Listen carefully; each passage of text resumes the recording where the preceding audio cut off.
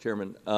To Ms. Hayes, it's my understanding, and I don't know if you're familiar with this, but BLM is reviewing its special permitting, and I'll be specific. There's a group called Cycle Oregon. They hold a week-long bicycle ride every year, and any and all, it's a nonprofit, and any and all proceeds over and above their costs are dedicated to a rural community that is along their route.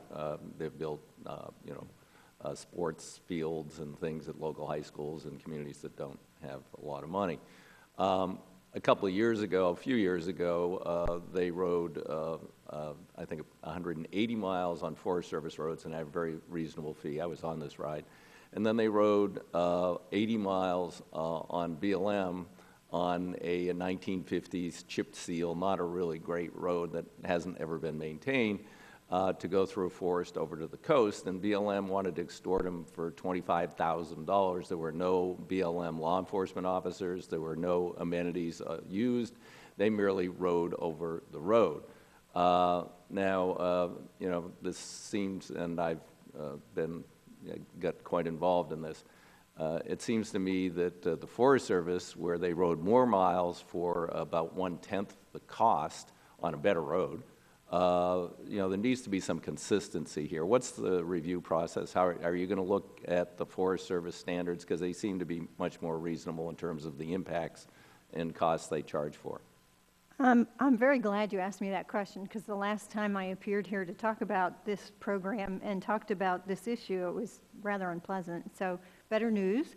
BLM has spent quite a bit of time on this, and they're looking at this as a linear event, and they can bring their fees and their approach more in line with the Forest Service.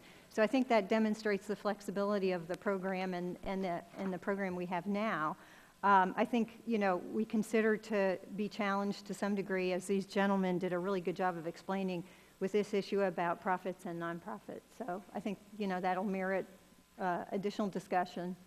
All right, or perhaps direction from Congress. And then very quickly to Ms. Weldon, this is just a suggestion which I've made to the regional supervisor and others. I had an experience last summer backpacking in a forest, the Eagle Cap Wilderness, while Whitman, and went to the website to kind of see what the conditions were. And of course, on the website there was no useful information except for a couple of campgrounds, because apparently they have a rule that they can't assess on an annual basis, put on any information about a trail until they've sent someone out and they've come back and reported on the trail. But the example here is the year before, the bridge had blown out on this trail over a stream, and they didn't even put that information up, and I don't think the bridge would have repaired itself over the winter, so they could have at least put up the year, the data from the year before, bridge out. But they didn't even do that. I talked to the supervisor, I talked to the recreation person. I suggested that couldn't you just have like a page where the public, because it used to be in the old days you could call the Forest Service, talk to the local ranger and say, how are the bugs at this lake? And they'll say, oh God, awful. Can't do that anymore. You don't have enough people, don't get people out there. But other people have been there, but there's no aggregate place for them. I said, oh no, we'll have horrible liability if we let people go on to anything that we're associated with and put things about trail conditions on it. I mean, do we need to extend you some legislative cover here so you could post sites like that so users could actually put up useful information for people who intend to go to that forest or recreation? I fully agree with you.